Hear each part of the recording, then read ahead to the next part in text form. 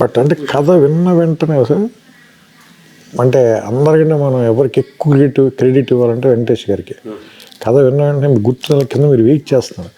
మీరు భాస్కర్ గారు అసలు తెగ టెన్షన్ పడిపోతే వీడు పైకి వెళ్ళాడు, వీడు అసలు ఏం చెబుతున్నాడు, వీడు మనకి చెప్పిన కథ చెప్తున్నాడా లేదా ఈ టెన్షన్లో మర్చిపోయి వేరే అని చెప్తున్నాడు. అంటే నేను కంప్లీట్ అయిన తర్వాత కథ ఆయన అసలు కిందకు వచ్చి మీతో ఒకటే మాట, ఇప్పుడు వీఆర్ డూయింగ్ కిషోర్, గుర్తుంది కదా మీకు మాట, వీఆర్ డూయింగ్ దిస్ ఫిల్మ్ అంతే.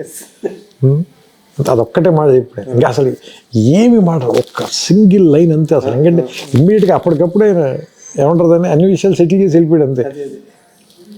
అంటే ఆయన చూశాడు ముందే సీన్. నాకు వెంటనే చెప్పాడు సార్.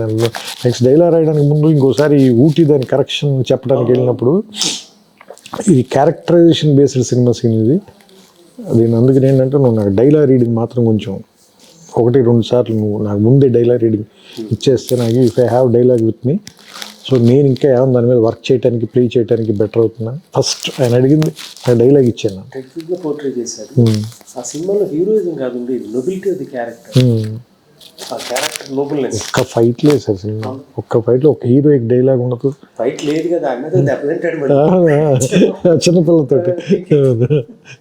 అంటే ఆయన కాబట్టి అంత ఏమంటారు దాన్ని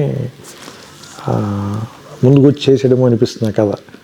సో ఒక్కోసారి అది మనకి ఆ థాట్ రావడం, ఆయనకే చెప్పాలనిపించటం. ఎంతమంది దాన్ని అంత జడ్జ్ చేయగలుగుతారు, అట్లా చూడగలగాలి మొత్తం. అంటే అందులో ఏం ట్విస్ట్ ఉండదు సార్, అసలు ఏ రకమైనటువంటి కమర్షియల్ ఎలిమెంట్ ఉండదు. చాలా అసలు ఒక రకంగా చెప్పండి చాలా ఫ్లాట్గా అనిపిస్తుంది వింటున్నప్పుడు. ఎందుకంటే చెప్తున్నప్పుడు మనకి పాటలు గట్రా ఏం ఉండవు కదా సార్, మన దగ్గర మ్యూజిక్ కూడా ఉండదు. But he has seen the film అనిపిస్తుంది నాకు. బ్రహ్మానందం గారు ఆ బ్రహ్మానందం గారు ట్రాక్ రాయటానికి ఒకటి ఎక్కువ ప్రెషర్ ఫీల్ అయ్యాను సార్. ఎందుకంటే చాలా అంటే నేను ఫస్ట్ టైం బ్రహ్మానందం గారికి రాయటం అదే. అంటే అప్పటిదాకా నేను రాసిన స్వయంవరంలో కానీ బ్రహ్మానందం గారు లేరు, నువ్వే కావాలో లేరు, చిన్నవతలో ఉన్నారు కానీ చాలా చిన్న పోర్షన్ ఉంటారు, పెద్ద ఎక్కువ సీన్స్ ఉండవు, 2-3 సీన్సే. ఈ సినిమాలో చాలా ఇంపార్టెంట్ ట్రాక్, దాంతో చివరిలో క్లైమాక్స్ దగ్గర ట్విస్ట్కి హెల్ప్ అవుతాడు.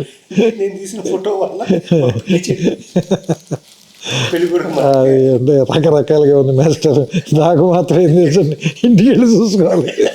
సో ఇలాంటివి అంటే బికాజ్ సార్ భాస్కర్ గారికి కూడా చాలా సెన్స్ ఆఫ్ హ్యూమర్ కాబట్టి నేను రాయగలిగానేమో అనిపిస్తుంది. ఎందుకంటే కొన్ని చాలా సింపుల్గా చాలా ఫ్లాట్గా ఉంటాయి పేపర్ మీద రాసినప్పుడు. బట్ ఆయనకున్న సెన్స్ ఆఫ్ హ్యూమర్ చాలా very high level sense of humour. ఆయన ఒక 25-30 days రిహార్స్ చేసుకునేవాడు.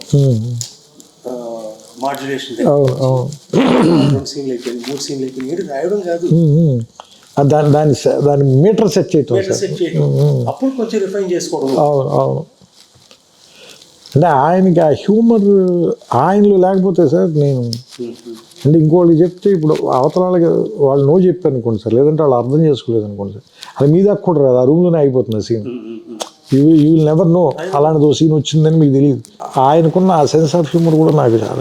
ఆయన ఒక తెలుసు కదా మీకు, ఆయన కొంచెం క్వర్కినెస్ ఉండదు కానీ మంచి సెన్స్ ఆఫ్ హ్యూమర్ అయింది. సో అది ఏముంటుందని చాలా ఏముంటుందని. అందుకని ఇప్పుడు ఎవరైనా అడిగితే అది ఎలా రాశారు, ఎవరి కాంట్రిబ్యూషన్ ఎంత మనం ఏం చెప్పలేము. దాన్ని ఏముంటుందని దాన్ని టోకెన్ వేసి ఇది నాది ఇది వాళ్ళది ఇది అయింది అలా చెప్పలేము. అంటే నేనంటే దాన్ని వెనక్కి లెక్కేసుకుంటే మీ ఏముంటుందని ఆయన అలసాని పెద్దని చెప్తాడు కదా, మంచి పద్యం రాయాలంటే ఏం చేయాలి అంటే మంచి భోజనం ఉండాలి, తర్వాత బ్రహ్మాండానికి కర్పూర తాంబూలం ఉండాలి, తర్వాత మనం చెప్పేది విని దాన్ని అర్థం చేసుకుని శభాష్ అనేటువంటి శ్రోతలు ఉండాలి. సో అందరూ ఇంపార్టెంటే. సో ఇప్పుడు నేను ఒక డైలాగ్ ఎందుకు ధైర్యంగా రాయగలనంటే అదే ఏముంటుందని భాస్కర్ గారు ఎప్పుడు చేశారు కాబట్టి రాత్రి 12ంటికి మళ్ళీ ఫోన్ చేసి నన్ను అభినందించే ఒక మంచి అభిమాని లాంటి నిర్మాత ఉన్నాడు కాబట్టి. సో అంటే ఇవన్నీ అండి. అలాగే నేను కథ చెప్పిన వెంటనే దాన్ని లేదు ఖచ్చితంగా ఈ సినిమా చేసి తీరాల్సిందని హీరో ఉన్నాడు కాబట్టి ఇలా ఇంతమంది ఉన్నారు కాబట్టి అది జరిగింది సార్. లేదంటే నా ఊహలో మిగిలిపోయి ఉండొచ్చు, లేదంటే మీ ఆఫీసులో గదిలో ఆగిపోయి ఉండొచ్చు. మనకి సినిమా మీద ఎంత అంటారు అంటే కట్ చేయబుద్ది కదా ఒక అతను ఇది కూడా మీకు గుర్తుంది ఒక సీన్ మధ్యబంది దగ్గర ఇద్దరు మాట్లాడుకుంటా అగర్వాల్ సుహాస్ని అతను ఎప్పుడైనా ఎవరైనా ప్రేమించేవాడు అతను అవతల పక్కన సిగరెట్ తాగుతూ ఉంటాడు. అది ఎడిటింగ్ లో తీసేద్దాం అనేది మీ అభిప్రాయం అంటే నేను కొంచెం మరి ఎట్టి పరిస్థితి ఇది అంటే అది రివర్స్ సార్. అది మీకు తెలుసు సామాన్యంగా ప్రొడ్యూసర్ తీసేమంటాడు, ఇన్సెక్యూరిటీ ఫీల్ అయ్యి లాగుతోంది తీసేయండి బాబు అంటే మేము రివర్స్ పోరాడాలి లేదండి చాలా బాగుండదు. ఇక్కడ ఇది పూర్తిగా రివర్స్ అంటే మేము తీసేద్దాం అంటే లేదు లేదు మీకు గుర్తు లేదు. నేను భీమవరం నుంచి ఫోన్ చేశాను మీకు. నేను సంతాప సభలో ఉన్నోళ్ళ ఉన్న నా పరిస్థితి ఆల్రెడీ భీమవరంలో. ఎందుకంటే నేను సినిమా చూశాను సార్. సినిమా చూసి బయటకు వచ్చి నేను కూడా సార్ చాలా గొప్పలాగా నేను ఎవరిని అడగకూడదు అని అడుగుతాను. ఆ బయట ఎవడో కనిపిస్తే నేను అడిగాను. అడిగితే వాడిని 2-3 వారాలని అన్నాడు.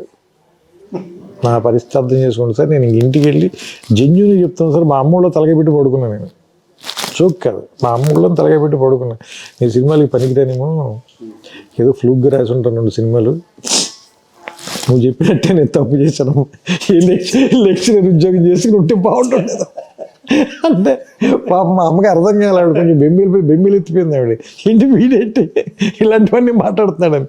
ఎక్కి మీరు ఫోన్ చేశారు. అప్పుడు ఫోన్ చేసి నువ్వు హైదరాబాద్ రా చెప్తాను, నువ్వు ఎందుకు కంగారు పడుతున్నావు అంటే వచ్చిన తర్వాత నన్ను మీరు కార్లో చూపిస్తాను నీకు నన్ను తీసుకెళ్ళారు. మీరు శాంతి థియేటర్కి 10 మంది ఉన్నారు సార్ అక్కడ.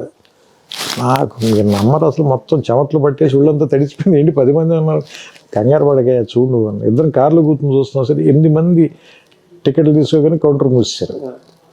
10 టికెట్లు 15 టికెట్లు కదా 8 మంది మూసేశారు. అప్పుడు నేను కొంచెం ఏమంటుందని నాకు ధైర్యం వచ్చింది. వెళ్ళి అప్పుడు ఇద్దరం పైకి వెళ్ళి ఫస్ట్ షో జరుగుతుంటే వెళ్ళి తలుపు తెరిచి బయట నిలబడి లోపల అందరూ ఎలా రియాక్ట్ అవుతున్నారో చూడు నీకు ధైర్యం వస్తుందని చెప్పి నన్ను పక్కన నుంచో పెట్టుకుని మీరు ఆ షో చూపించారు. అప్పుడు ఆ రోజు రాత్రి పడుకున్నా. లేదా పర్లేదు ఏదో బాగానే ఉన్నట్టుగా ఉంది పరిస్థితి. అట్లాంటి సినిమాకి ఆ పరీక్షలు తప్పవు. మూవీ కావాల్సిన తెలుసు కదా. ఓడియంలో పడంగానే అట్లుండే మేనేజ్ మా మామయ్య గారు అమెరికా నుంచి ఫోన్ చేశారు. తెలంగాణ 2 వారాలు అంతే. ఆయన నాకు చెప్పలేడు బాబు సినిమా బాగాలేదు. అది ఆడుతూనే ఉంది. అది 1 year ఆడింది అది. నాకు భీమవరంలో నేను అది భీమవరంలో చూశాను సార్. భీమవరం వెళ్తే భీమవరంలో గేట్ కీపర్ ఉంటాడు కదా. నా అతను అడిగా సినిమా చూసి బయటకు వచ్చి చెప్పే కదా సార్ నేను వెతుక్కుని మరీ అడుగుతాను. అతను కష్టం సార్ అన్నది. కష్టం సార్ అని. నేను నడుచుకుంటూ వెళ్ళిపోయాను సార్ ఇంటికి. బండి మీద వెళ్ళాను నేను సునీల్ గారు. నేను అక్కడి నుంచి నడుచుకుంటూ వెళ్ళిపోయా షాక్లో. ఏంటి ఇలా ఉంది ఇలా చెప్తున్నారు. ఆ తర్వాత సార్ అదే థియేటర్లో 300 days ఆడింది సార్. నేను మళ్ళీ ఆ 300 days దానికి ఫంక్షన్గా మేనేజర్ పిలిస్తే నేను వెళ్తే ఆ గేట్ కీపర్ సార్ నేను మీకు ఫస్ట్ డే చెప్పి గుర్తులేదు మీకు అన్నది. ఇది కష్టం అని చెప్పినాడేనా ఆడు మర్చిపోయినట్టు ఉన్నాడు. నేను ఎలా మర్చిపోతాను సార్. విన్నది నేను కదా, నేను గుర్తుంది నాకు అనుకుంది. అంటే కొన్ని సినిమాలు అంటే డబ్బు తీసుకొస్తాయి సార్, కొన్ని సినిమాలు పేరు తీసుకొస్తాయి సార్. కానీ గౌరవం మాత్రం కొద్ది సినిమాలు తీసుకొస్తాయి. ఇందాక నేను చెప్పినది వాళ్ళు కూడా దునా మంచి నేను తీసానంటే ఆ లుక్ డిఫరెంట్గా ఉంటుంది. అలాంటి రెస్పెక్ట్ తెచ్చిన సినిమా డౌట్ లేదు అందులో. కిరణ్ కూడా వాళ్ళ డాడీ సినిమా తీసారంటే ఎంతో గౌరవం. ఆ చుట్టుపక్కల వాళ్ళందరికీ నీదే ఆ సినిమా మీ నాన్నగారు తీసారు. అదే మీరు ఇప్పుడు మీరు చెప్పారు కదా రెడీ సినిమా చూసి పెళ్ళి రెడీ చూసి పెళ్ళికి రెడీ అన్నట్టు